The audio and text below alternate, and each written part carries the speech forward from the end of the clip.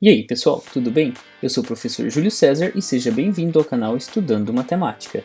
No vídeo de hoje nós vamos resolver um problema que envolve segmentos de reta em uma circunferência. Mas antes de irmos para a resolução do problema, deixe o seu like nesse vídeo para que possamos gerar mais engajamento para este canal e que mais pessoas possam conhecer o nosso conteúdo. Então vamos para a resolução.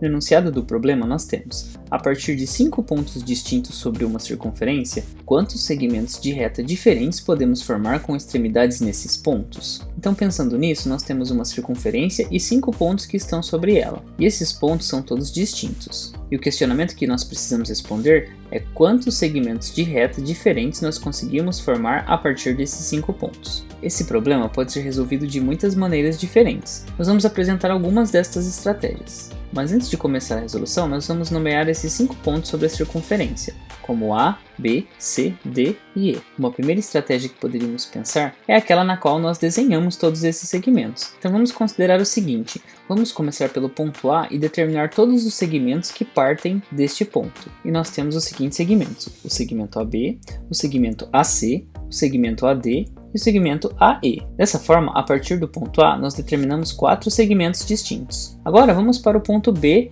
e vamos determinar quantos segmentos podemos formar a partir deste ponto. No entanto, já construímos um segmento que parte do ponto B, que é o segmento AB. Portanto, esse nós vamos desconsiderar e pensar nos outros. Então, partindo do ponto B, nós conseguimos construir os seguintes segmentos: o segmento BC, o segmento BD e o segmento BE. Ou seja, temos mais 3 segmentos distintos. E agora vamos para o ponto C. E a partir do ponto C, desconsiderando os segmentos que nós já construímos, que são AC e BC, nós vamos agora desenhar os outros segmentos que partem do ponto C, que são o segmento CD e o segmento CE, ou seja, temos mais 2 segmentos distintos. E agora, partindo do ponto D, nós conseguimos construir um último segmento, que é o segmento DE, e já estamos desconsiderando os segmentos AD, BD e CD. Desse modo, agora podemos ir para o ponto E, mas do ponto E nós já traçamos todos os 4 segmentos que partiriam dele. Desse modo, agora nós podemos contar quantos segmentos diferentes nós podemos formar a partir desses 5 pontos. Nós temos 4, mais 3, mais 2, mais 1. E ao somar todos esses segmentos, nós vamos obter um total de 10 segmentos. Dessa forma, utilizando essa estratégia na qual desenhamos segmento por segmento e contamos todos eles, nós conseguimos responder a pergunta do problema. E sabemos que podemos formar exatamente 10 segmentos. Agora vamos explorar uma segunda estratégia de como resolver este problema. Essa estratégia é muito parecida com a anterior. No entanto, nós apenas vamos contar quantos segmentos partem de cada ponto, indicar essas quantidades e em seguida somar, sem escrever cada um desses segmentos. Então nós podemos pensar assim: a partir do ponto A, nós conseguimos construir 4 segmentos. A partir do ponto B, como um segmento já foi construído, agora nós conseguimos construir apenas 3 segmentos. A partir do ponto C, nós conseguimos construir apenas 2 segmentos. E a partir do ponto D, nós construímos apenas um segmento. E agora nós podemos somar 4 mais 3 mais 2 mais 1. E isso tudo é igual a 10 segmentos. Mas qual a diferença entre essa estratégia e a anterior? Na estratégia anterior, nós nomeamos cada um dos segmentos, nós escrevemos todos os segmentos e depois que nós somamos essas quantidades. E nessa outra estratégia, nós já fomos identificando qual era a quantidade de segmentos que nós podíamos formar a partir de cada um dos pontos, para no final somar também. Na verdade, as ideias são basicamente as mesmas. O que muda é que na primeira estratégia nós escrevemos todos os segmentos e na segunda não. Agora vamos pensar em uma terceira estratégia diferente dessas duas primeiras. Nessa terceira estratégia, nós podemos pensar o seguinte: como são 5 pontos, a partir desses 5 pontos nós conseguimos construir um pentágono. E nós sabemos que um pentágono possui 5 lados, que são os lados AB, BC, CD, DE e EA. E agora ainda temos outros segmentos para construir, e esses outros segmentos são as diagonais desse pentágono. Então nós podemos construir essas diagonais. Pensando nisso, nós vamos considerar cada um dos 5 vértices e escrever todas as diagonais que partem destes vértices. No caso do vértice A, nós temos as seguintes diagonais: a diagonal AC e a diagonal AD, como vocês podem observar. No caso do vértice B, nós vamos ter as diagonais BD e BE, e assim nós observamos que do vértice A e do vértice B partem 2 diagonais. Vamos analisar agora o vértice C. No caso do vértice C, nós também temos 2 diagonais, que são as diagonais CA e a diagonal CE. Agora pensando no vértice D, temos também 2 diagonais que partem do vértice D, que são as diagonais DB e DA, que nós temos aqui. E por fim, vamos considerar o vértice E, e a partir do vértice E nós conseguimos construir também 2 diagonais, que são as diagonais EB e EC. Assim nós observamos que de cada um dos 5 vértices partem 2 diagonais. E se pararmos para analisar, nós já concluímos que existem 5 lados no pentágono e aqui nós identificamos 10 diagonais. No entanto, nós precisamos ficar atentos porque nós contamos cada diagonal 2 vezes. Vejamos. Vamos começar pela diagonal AC. Se vocês observarem, nós temos aqui o segmento AC e também a diagonal que nós chamamos de CA, que é o mesmo segmento, AC e CA. Portanto, nós contamos esse mesmo segmento 2 vezes. Logo, nós podemos desconsiderar o segmento CA. Agora vamos considerar a diagonal AD. No caso da diagonal AD, nós também escrevemos o segmento DA, que seria a mesma diagonal, ou seja, o mesmo segmento de reta. Portanto, podemos concluir que o segmento AD é o mesmo segmento que DA. Logo, vamos eliminar o segmento DA. Agora vamos considerar a diagonal BD. No caso dessa diagonal, BD, nós escrevemos ela 2 vezes porque também escrevemos o segmento DB aqui embaixo, ou seja, o segmento de reta BD é o mesmo do que DB. Logo, vamos excluir o segmento DB. Agora vamos para a diagonal BE e sabemos que essa diagonal BE é o mesmo segmento que EB que nós escrevemos aqui embaixo. Portanto, podemos desconsiderar este segmento. E por fim, vamos considerar a diagonal CE, e nós a escrevemos 2 vezes porque nós escrevemos também o segmento EC. Logo, podemos eliminar esse segmento. E se pararmos para analisar, nós contamos exatamente 1, 2, 3, 4, 5 diagonais. E nós já tínhamos 5 lados. Logo, o total de segmentos que nós podemos construir a partir desses pontos são 10 segmentos. Mas aqui podemos destacar um conteúdo importante, que é o conteúdo no qual nós determinamos a quantidade de diagonais de um polígono convexo. E essa quantidade de diagonais, ela pode ser determinada por meio desta fórmula. E no caso dessa fórmula, na qual nós temos que a diagonal é igual a n multiplicado por n menos 3 entre parênteses e o resultado disso dividido por 2. Nós sabemos que d representa a quantidade de diagonais e n representa a quantidade de vértices ou lados do polígono. Sendo assim, podemos estabelecer uma relação entre o que nós fizemos e esta fórmula. Vejamos, nós consideramos, por exemplo, que do vértice A partem 2 diagonais. E qual que é a relação desse 2 com a minha fórmula? Bom, a relação é a seguinte: nós sabemos que um pentágono tem 5 vértices e 5 lados, portanto, nesse caso, meu n é igual a 5. Por isso, a quantidade de diagonais que partem de cada vértice é sempre dada por n menos 3. E nesse caso, 5 menos 3, e 5 menos 3 é igual a 2. Deste modo,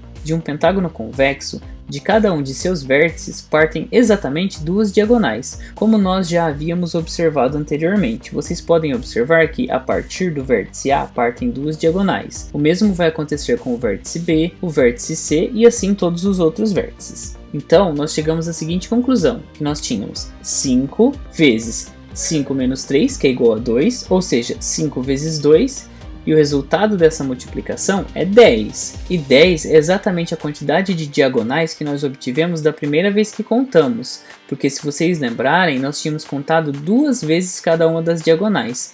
E é por isso que na fórmula nós precisamos dividir por 2 o resultado dessa multiplicação. Porque como nós contamos cada diagonal 2 vezes, para nós obtermos o número exato de diagonais, nós vamos dividir por 2. Por isso, essa fórmula é uma ferramenta importante para resolvermos problemas que envolvem a quantidade de diagonais de um polígono convexo.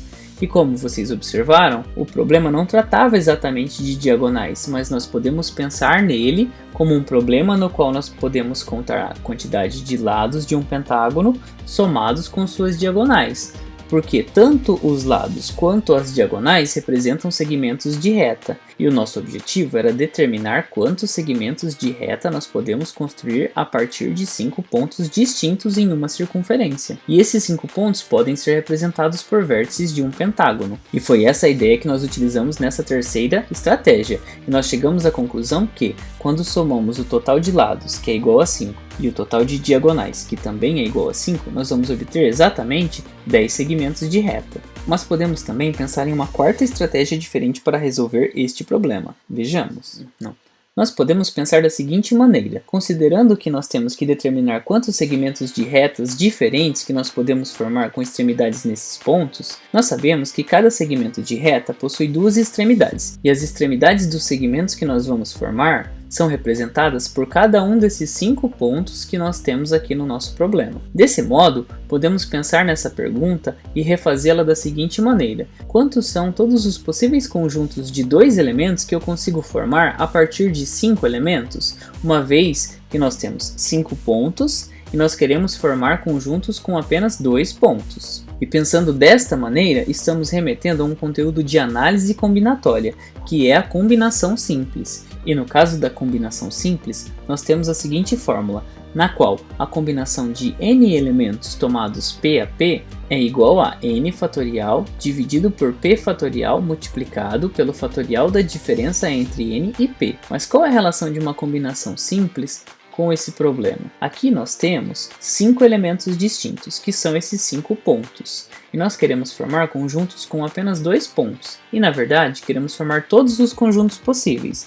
Então, nós podemos pensar neste problema como uma combinação de 5 elementos tomados 2 a 2, que será igual a 5 fatorial, porque 5 representa todos os nossos elementos, dividido por 2 fatorial, multiplicado pelo fatorial da diferença entre 5 e 2. Uma vez que queremos saber quantos grupos de 2 elementos nós conseguimos formar a partir de 5 elementos. E agora nós podemos pensar da seguinte maneira. Eu consigo reescrever 5 fatorial como 5 vezes 4 vezes 3 fatorial, uma vez que aqui no denominador eu tenho 5 menos 2. E 5 menos 2 será igual a 3. E nós teremos que calcular 3 fatorial. E dessa forma nós teremos no numerador 3 fatorial e no denominador também 3 fatorial. E o 3 fatorial que está no numerador pode ser simplificado com o 3 fatorial que está no denominador. E nós teremos 1 e 1. Pensando assim, nós sabemos também que 2 fatorial é igual a 2 vezes 1, ou seja, é igual a 2. Por isso que no denominador aqui nós temos 2. E agora nós temos 5 vezes 4 dividido por 2. Nós podemos resolver simplificando 4 com o 2 ou resolver a multiplicação e depois dividir por 2. Resolvendo a multiplicação, nós teríamos 5 vezes 4, que é igual a 20, e 20 dividido por 2 é igual a 10.